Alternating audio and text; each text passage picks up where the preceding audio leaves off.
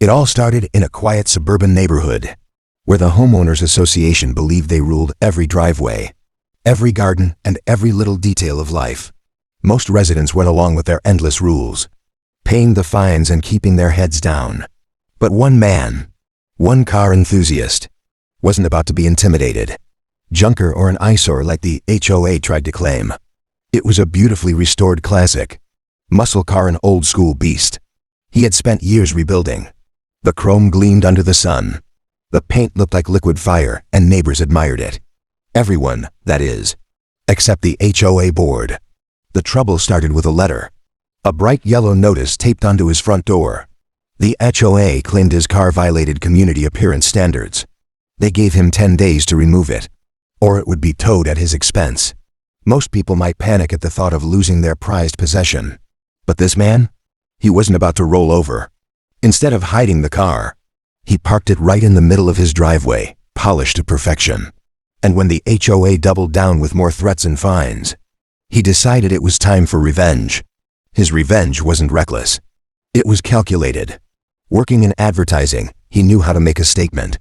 So he wrapped his entire car in a custom vinyl mural. On both sides, massive bold letters read, "This car is legal, HOA can't tow me." And right below it, the exact clause from the HOA's own bylaws proving he was 100% compliant. Neighbors couldn't believe it. They laughed, snapped photos, and shared them online. Within hours, the car went viral. Social media lit up with comments mocking the HOA. Cars slowed down just to see it. Kids begged to take selfies next to the mural. What the board meant as quiet intimidation had turned into a neighborhood circus. The HOA was furious. Emergency meetings were called. Angry emails were sent.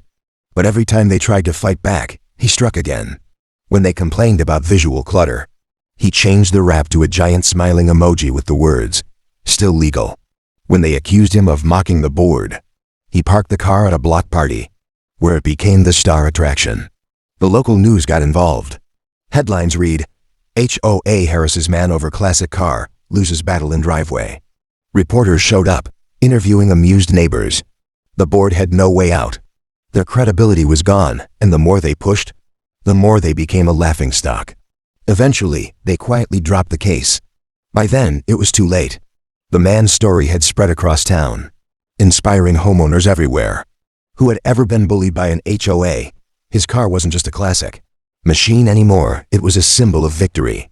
A reminder that sometimes, the rules can be used against the very people trying to enforce them. The HOA thought they could scare him into silence. Instead, they became the punchline. Because when they picked the wrong guy, they picked the wrong fight.